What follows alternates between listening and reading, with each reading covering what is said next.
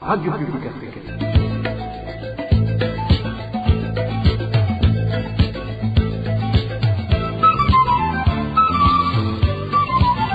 Radio Publique Africaine.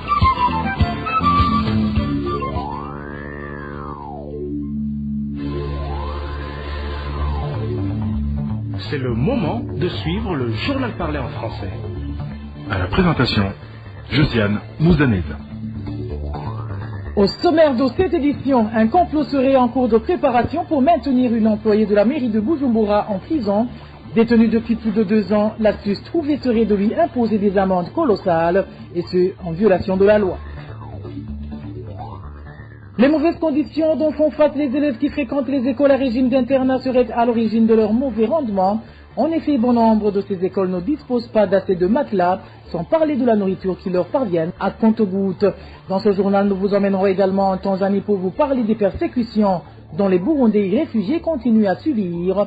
Nous ferons aussi un saut en RDC où, contrairement à ce qui se passe en Tanzanie, des efforts sont en train d'être fournis pour mieux sécuriser le camp de Lusenda et ses environs. Voilà pour les grandes articulations. Bien le bonsoir chez vous, mesdames et messieurs. Dans quelques poussières de secondes, le développement de ces titres.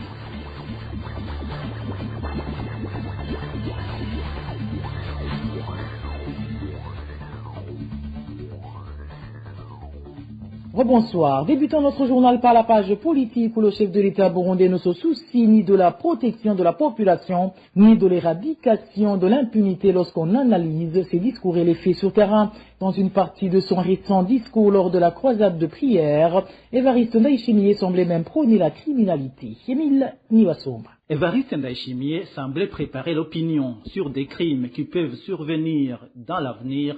C'était lors de la clôture de la croisade de prière du parti CNDD-FDD ce samedi. S'appuyant sur des passages bibliques, le président de la République a comparé les Burundais au peuple d'Israël. Il a dit que c'est Dieu qui a laissé les crimes se commettre dans le pays dans le passé et qu'aujourd'hui, ils doivent se préparer parce qu'ils assisteront à d'autres événements malheureux puisque Dieu le veut ainsi pour voir si les Burundais ont toujours la foi. Évariste Ndayishimiye met en garde toutefois les instigateurs de ces événements. Ils seront sévèrement punis, ajoute le président de la République, ce qui explique qu'il y aura des Burundais qui porteront l'étiquette d'instigateurs à tort ou à raison et d'autres qui pourront jouir d'une impunité totale. Ceci montre que le président de la République est incapable de protéger les citoyens burundais. Les citoyens burundais qui ont le droit à la vie, un droit assuré par la Constitution dans son article 24, déjà en février 2021,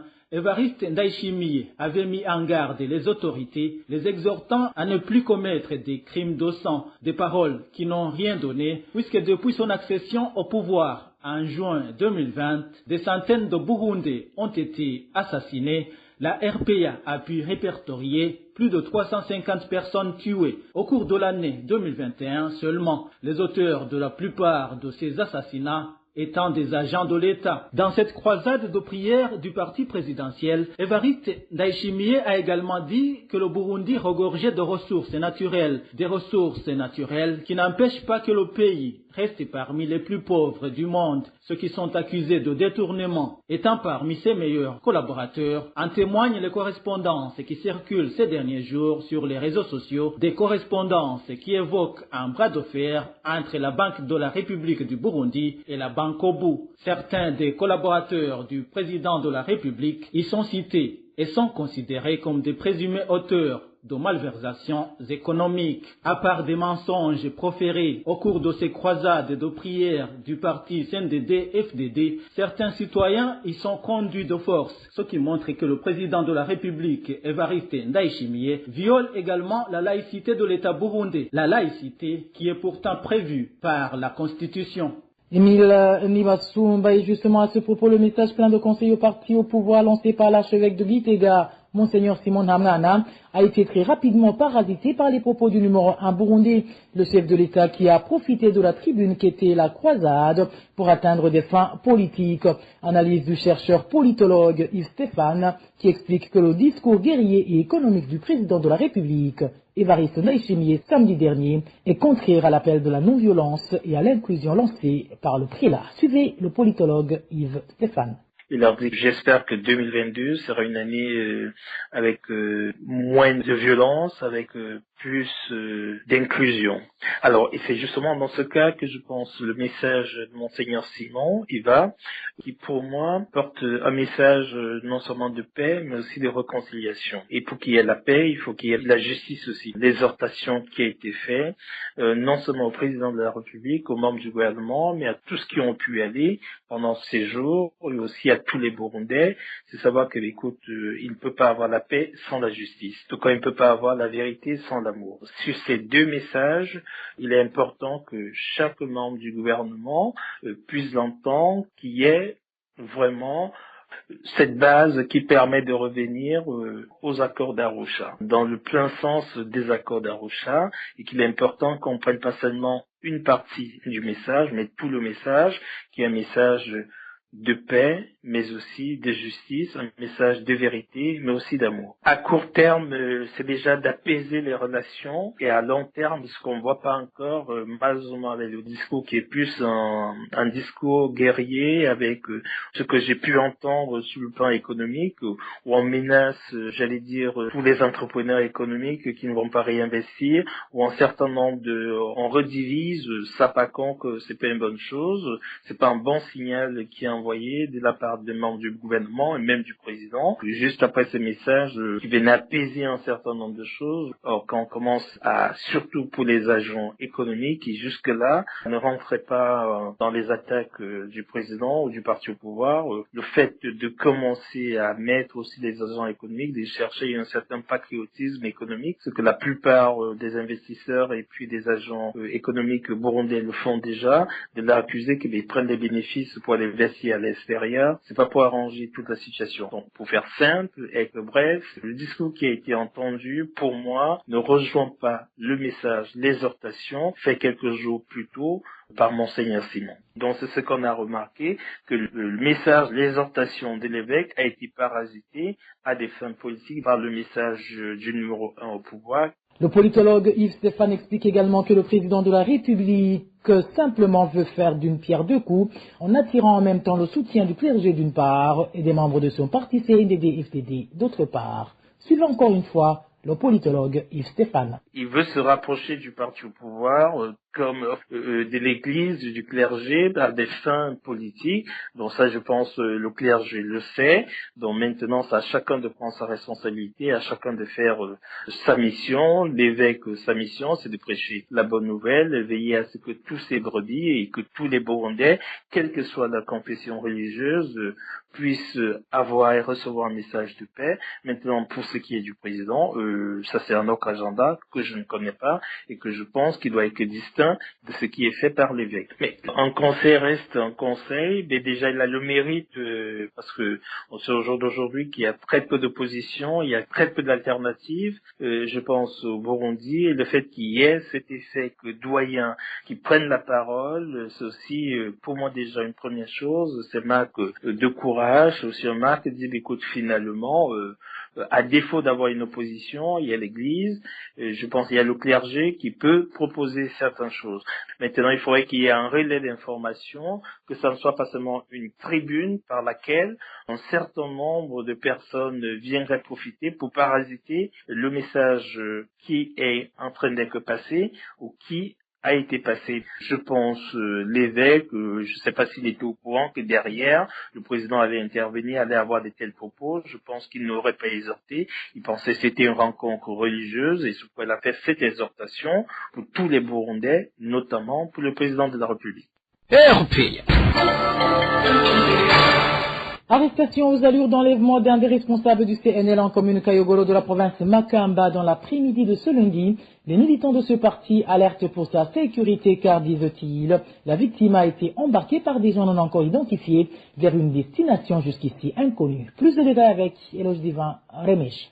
L'un des responsables du CNL en commune Kayogoro de la province Makamba, qui a été arrêté aux allures d'enlèvement, est le nommé Bonaventure Ndekurio, surnommé Bolingo. Il est le chargé de la sécurité au sein du comité directoire du parti CNL en commune de Kayogoro. Certains membres de ce parti révèlent qu'avant de partir, il a dit qu'il répondait à un rendez-vous avec une autre personne. Cette source fait savoir qu'après l'avoir rejoint, des personnes en tenue militaire sont venues et les ont emportés comme si c'était une scène d'enlèvement. À son arrivée, il a rencontré la personne avec qui il avait un rendez-vous, mais dont l'on ignore encore l'identité. Il est venu par la suite en véhicule de type double cabine aux vitres teintées. À bord, il est sorti des individus en tenue militaire qui les ont arrêtés, ligotés et embarqués à bord de ce véhicule. Personne ne connaît l'endroit où ils ont été conduits.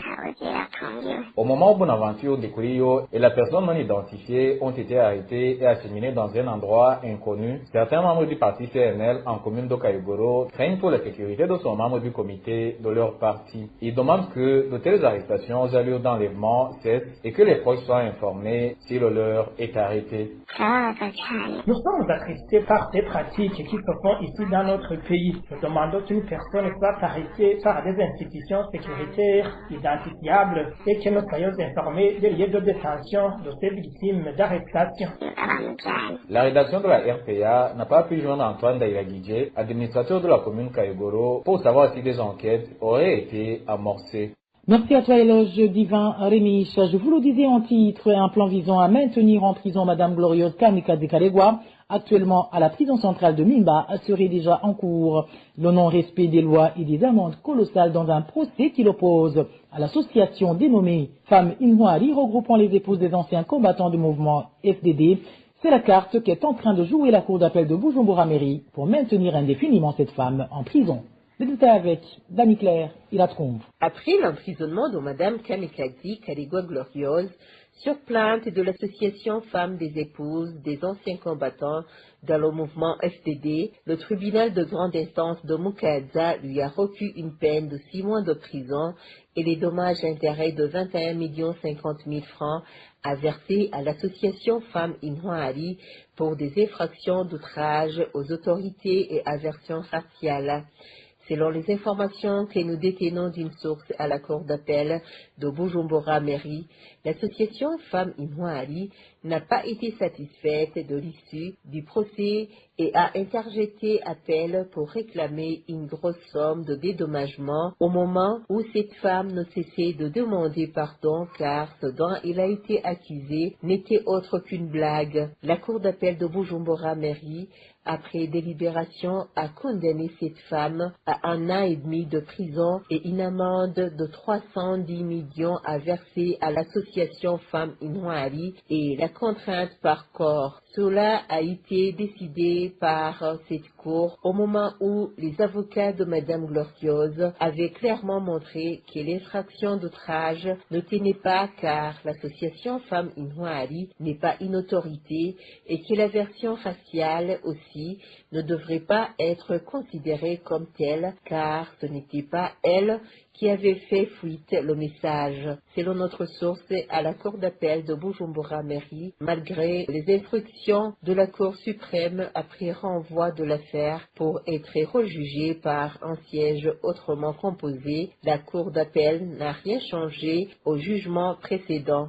Ce que la cour d'appel de Bujumbura est en train de faire n'est autre que de vouloir torturer cette femme. Selon la même source, Glorieuse n'a que 2 voies de sortie, à savoir payer la somme de 310 millions en vendant tous les biens de la famille ou moisir en prison toute sa vie comme le souhaite l'association Femmes Inouari. Pour le moment, seule la Cour suprême peut sauver cette femme en lisant la loi et en l'appliquant correctement. Kamikaze Kalegwa Glorieuse totalise 2 ans et 6 mois en prison.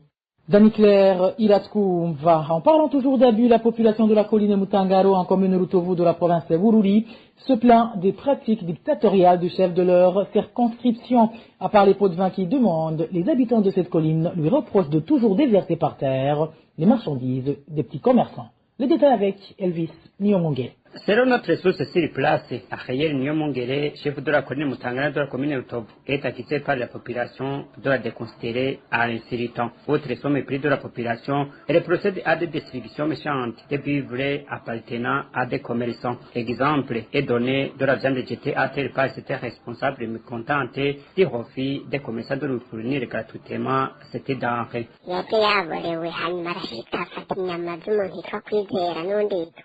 Elle était ivre et elle a pris la viande de Kizera et cassé le ventre. Et Noël a redemandé et a seulement il n'y a pas de viande ici. Il a ajouté c'est le ventre qui est ici. Il dit puis je ne veux plus le voir si la colline Mutanga vaut plus. Elle a pris la viande et l'a jetée au chien. Deux cuisses ont été jetées. Une responsable est accusée également de percevoir de pots de vin. Elle m'a traité et demande des pots de vin aux commerçants, aux bouchers également, quand ils refusent de nous fournir de la viande et les accuse de vendre de la viande à Barré. La population demande à cette autorité de changer de comportement. Dans le cas contraire, elle exige à ses supérieurs des sanctions contre une responsable qui ne respecte pas ses administrés. Elvis Nyomongere. De la page droite de l'homme, passons à la page éducation, où les élèves des écoles à régime d'internat éprouvent de plus en plus de difficultés à se nourrir. À cela s'ajoute le manque de matelas, une situation qui serait à l'origine des mauvais rendements scolaires. C'est un reportage signé Eloge Cuiser. Selon les élèves des écoles à régime d'internat, l'alimentation est insuffisante et incomplète puisqu'il manque de protéines animales, à savoir la viande ou le poisson. Comme conséquence, la déficience de la santé et de la croissance. C'est au moment où, avant l'année 1993, les élèves internes étaient approvisionnés de la viande et du poisson en conserve. Des élèves qui se plaignent de la monotonie du régime alimentaire composé largement de haricots, farine de maïs, farine de manioc et les patates douces comme légumes. Il ne dispose des fois que des choux. Dans nombreuses écoles, le petit déjeuner a été supprimé. Pour d'autres établissements, il est offert de la bouille sans sucre. Cette mauvaise alimentation entraîne alors des conséquences négatives quant à les études. Outre la malnutrition, le manque criant de matériel et de vétusté était notre défi. À certaines écoles, les élèves dorment sur des morceaux de matériel et ardent, résultant un mauvais sommeil avec un impact sur les concentrations en classe. À cet effet, ces élèves demandent au gouvernement, par l'intermédiaire du ministère de l'Éducation, de majorer les subsides scolaires de manière qu'il leur soit donné une alimentation suffisante et équilibrée. Il en ajoute l'approvisionnement en quantité suffisante de matériel de telle enseigne qu'un élève dispose de son propre lit et de matériel, surtout que la pandémie Covid-19 fait parler d'eux. Des directeurs d'école à régime d'internat confirment cette mauvaise alimentation chez les sujets dans la mesure où le gouvernement prévoit 800 francs par élève et par jour, une somme très minime comparée à la hausse des prix des vivres jour après jour. Le manque de bois de chauffage empire la situation, souligne-t-il. Actuellement, des écoles se trouvent être insolvables vis-à-vis des fournisseurs. Les directeurs demandent aussi au ministère de tutelle de leur octroyer des matériels neufs pour les élèves. Éloge Cuisé, la rééducation toujours, dégonfler les classes pléthoriques et accompagner la réforme des formations scolaires. Quelles sont quelques-unes des recommandations de l'équipe d'évaluation de la réforme éducative après avoir constaté que celle-ci n'a pas encore atteint les objectifs fixés 6 ans après son lancement? Le gouvernement est appelé aussi à toujours prioriser la disponibilisation des fonds adoptés selon les priorités du secteur. Inès Gakiza nous en dit plus. Pour arriver aux objectifs visés lors du lancement du système fondamental, le gouvernement est appelé à améliorer la réforme et la réorienter à certains niveaux. Il doit renforcer les points forts de la réforme, combler les insuffisances et suivre de nouvelles orientations lui proposées par l'équipe de l'évaluation. Les points à renforcer concernent l'accès à l'éducation, l'équité et l'achèvement du cursus par les enfants. Ici, les experts qui ont fait l'étude recommandent entre autres que l'effort effectif des classes soit diminué, l'affectation des enseignants selon les priorités et les besoins. Il demande également plus d'efforts dans la lutte contre la déscolarisation, en particulier des garçons, ainsi que dans la lutte contre les grossesses précoces en milieu scolaire. Les insuffisances à combler se ramènent quant à elles à l'amélioration de la qualité des services éducatifs, c'est-à-dire disponibiliser des manuels scolaires et des matériels didactiques en déterminant où réside jusque-là le blocage, le résoudre afin d'arriver à assurer la gratuité d'un manuel par élève, au moins en lecture et en mathématiques aux 3 premiers cycles du fondamental. Les experts qui ont mené l'étude recommandent aussi la reformulation des contenus et des modalités de la formation initiale pour les adapter aux nouveaux curricula et aux méthodes actives, renforcer la cohérence entre les matières enseignées dans les institutions académiques formatrices des enseignants et les programmes de formation du cycle 4 et organiser des recyclages des enseignants en cours d'emploi. Pour ce qui est des cours regroupés, l'équipe demande que le regroupement fait soit revu pour permettre que les cours soient dispensés par des enseignants qualifiés. Le groupe qui a fait l'étude recommande enfin une planification et un cadrage bien défini des priorités et leur budgétisation, un déblocage à temps des fonds nécessaires, le suivi de leur utilisation, le suivi et évaluation régulier de la mise en œuvre de la réforme, ainsi qu'un recrutement des enseignants sur base que des compétences. Les experts demandent aussi à réviser certaines filières au niveau du supérieur pour prendre en compte un certain nombre de filières clés du poste fondamental qui n'ont pas d'équivalent à l'université. Merci à toi Inès Gatidza. Une courte pause et nous abordons la page société de ce journal. Les commerçants du marché City Market de Bujumbura ont suspendu les activités depuis ce mardi. Ils dénoncent la mesure de hausse des frais de location des stands qui ont presque doublé.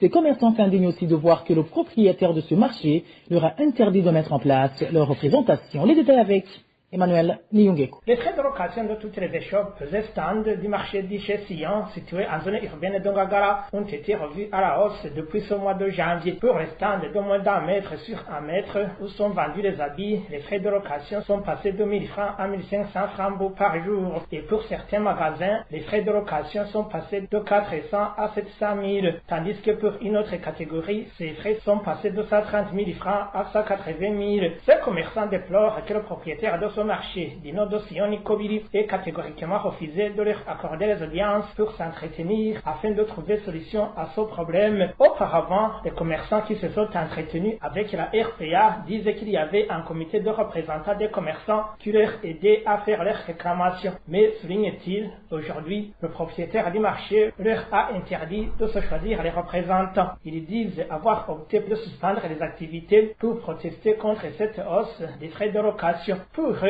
même leurs activités vont tant bien que mal à cause de la pandémie de Covid-19. La raison qui nous a poussé à suspendre les activités en masse est qu'il a revu à la hausse les prix de location de nos stands qui ont été augmentés à un niveau très élevé. Nous voyons donc que nous ne pouvons pas récupérer cet argent et continuer à vivre. C'est pourquoi nous avons décidé tous de suspendre les activités, sauf ceux qui n'étaient pas informés. Nous lui avons demandé des audiences par écrit, puisqu'il nous a refusé un comité de commerçants exerçant dans son marché. Nous lui avons demandé de diminuer ses prix, qui ont été d'ailleurs fixés sans nous consulter, mais il a dit que cela n'est pas possible. Ces commerçants disent qu'ils vont suspendre les activités dès ce mardi jusqu'à mercredi pour essayer de contraindre le responsable de ce marché afin d'écouter leurs doléances. Emmanuel Niyongeko, aucune solution n'a encore été trouvée sur la question du sucre comme l'avait promis le porte-parole de la Sosumo. Actuellement, les plaintes des consommateurs de cette denrée sont vives dans la capitale économique Bujumbura et à l'intérieur du pays. Les détails avec Aimable Nishin. Les habitants des différents quartiers nord de la capitale économique Bujumbura, interrogés par la RPA, disent que ce fourni en sucre est devenu un casse-tête. Hormis qu'ils achètent le sucre à 5500 francs bourg au kilo, ils sont obligés d'acheter encore du pain. La quantité de sucre obtenue ne peut dépasser 1 kilo, comme l'indique cet habitant. Aucun changement. Dans les boutiques, il n'y en a pas et s'il est disponible, l'on se sert 30 kilos à 3000 francs, mais aussi moyennant l'achat du pain à 2300 la pièce. En tout, il devient 5300 francs. On y ajoute un sachet de 200 francs et ça devient 5500 francs. Au lieu d'être disponible, le cycle devient de plus en plus rare.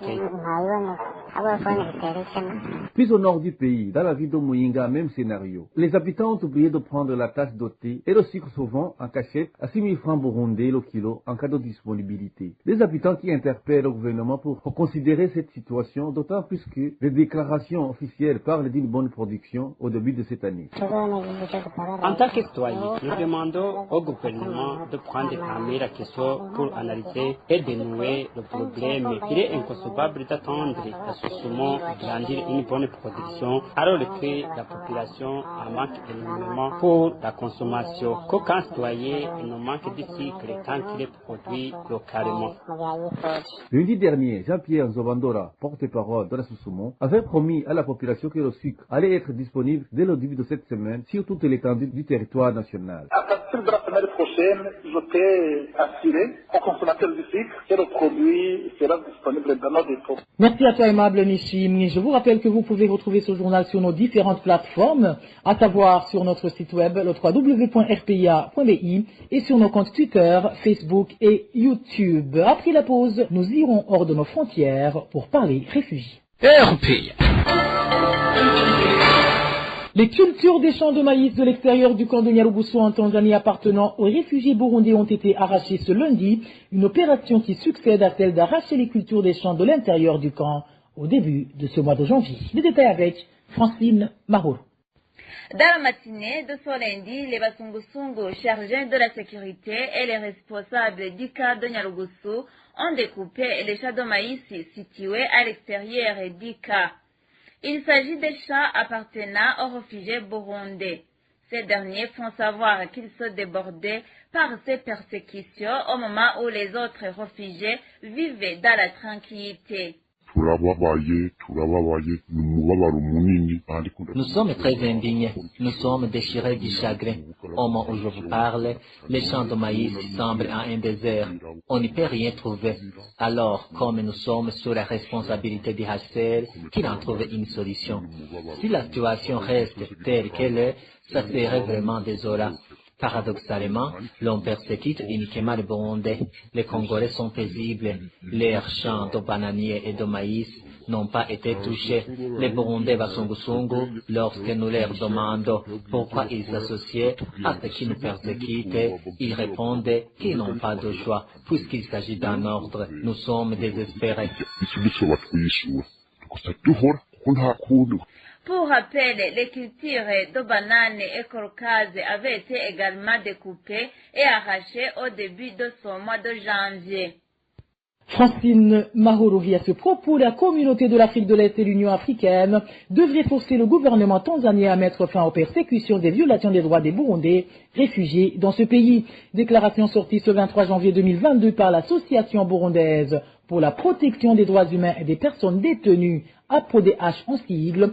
L'APRODH qui se dit préoccupée par les persécutions continuelles des autorités tanzaniennes en collaboration avec le gouvernement burundais à l'endroit de ces réfugiés burundais sans que rien ne soit fait pour les protéger. Le point avec Eric Nyonze. Depuis que les Burundais se sont réfugiés en Tanzanie en 2015, la PRODH fait savoir dans cette déclaration qu'ils n'ont jamais cessé de subir des persécutions de la part des autorités tanzaniennes. Plusieurs de ces réfugiés ont été tués, d'autres enlevés, puis portés disparus. En s'appuyant sur les événements de 2019, la PRODH montre que ces réfugiés burundais ont été victimes de plusieurs sortes de violations de droits humains, telles que les attaques répétitives des hommes armés, dont les agents de la documentation burundaise et la milice Imbonerakure. Ils ont également subi des violences sexuelles, des arrestations arbitraires, des tortures, des vols à main armée, ainsi que d'autres crimes. Ces violations à leur encontre ont pris une grande ampleur dans le but de contraindre ces réfugiés burundais à se rapatrier de force ou depuis le début du mois de janvier 2022, la PRODH indique que la police tanzanienne et les jeunes affiliés au parti au pouvoir nommé Basungusungu ont détruit les champs de bananeraies et d'autres cultures des réfugiés dans les camps de Nyarugusu et d'Onduta. Et cela vient s'ajouter aux mesures qui interdisent les réfugiés d'exercer toute activité génératrice de revenus et le droit d'animer le marché. La PRODH déplore que toutes ces violations de leurs droits soient commises en présence des autorités tanzaniennes alors que la Tanzanie a joué un grand rôle dans les pourparlers de paix pour le Burundi. Ainsi, la PRODH recommande au gouvernement tanzanien de permettre à ces réfugiés de chercher librement un autre asile s'ils ne veulent plus les héberger au lieu de les tuer et les maltraiter. Cette association burundaise recommande aussi à la communauté East Africa et à l'Union africaine de forcer le gouvernement tanzanien à mettre fin au mauvais traitement contre les réfugiés burundais et au HCR de prendre des mesures appropriées afin d'assurer la protection de ces réfugiés et surtout de continuer à les assister convenablement en collaboration avec les autres organisations humanitaires. Eric Niyonzima de la Tanzanie cap sur la RDC où la situation semble petit à petit se débloquer. En effet, des militaires vont être déployés pour sécuriser le camp des réfugiés burundais de Lusenda. Décision prise ce lundi lors d'une visite que les représentants de la Conférence internationale des régions des Grands Lacs ont effectuée dans la zone où se trouve ce camp des réfugiés. C'est après que des réfugiés aient perdu la vie suite à l'insécurité qui prévaut dans la zone où a été implanté ce camp. Au point avec Onésime Douchimagid. Visite ce lundi des représentants de la Conférence internationale de la région des Grands Lacs, CIRGL en sigle, au camp des réfugiés burundais de Lusenda en République démocratique du Congo. Selon les réfugiés de ce camp, l'objectif de la visite de ces officiels militaires de la CIRGL était de s'enquérir de la situation de la sécurité des réfugiés du camp de Lusenda, témoigne ce réfugié. Des militaires haut gradés sont arrivés sur le terrain de football de Lusenda en provenance de 12 pays. Ils étaient venus pour la sécurité du camp des réfugiés de Lusenda. Ce geste nous a montré qu'ils sont vraiment préoccupés de notre sécurité. Après l'entretien avec les dirigeants de la localité de Lusenda et les représentants des réfugiés, ces représentants de la CIRGL ont signifié aux réfugiés qu'ils vont redéployer des militaires pour sécuriser ce camp, poursuit ce réfugié. Ils ont posé beaucoup de questions aux représentants des réfugiés, dont l'administrateur du camp, le chef du camp, ainsi que le roi de Babembe. Ils ont décidé de déployer l'armée pour la protection des réfugiés. Des positions postées aux alentours du camp des réfugiés, à 4 km de chaque côté du camp, selon ces regradés. Cette visite de la délégation de la Conférence internationale de la région des Grands Lacs se fait après que ce camp des réfugiés burundais de Lusenda ait connu une situation d'insécurité. Des combattants Maïmaï ayant attaqué ce camp causant des pertes en vies humaines et des biens volés. Merci à toi Onésime Douchimagidé et c'est sur ce reportage que nous bouclons le journal de ce mardi 25 janvier 2022. Merci à toutes et à tous pour votre aimable écoute. Merci également aux équipes rédactionnelles et techniques pour le travail abattu. À la présentation, vous étiez avec Josiane Mouzaneza. Très bonne soirée à toutes et à tous.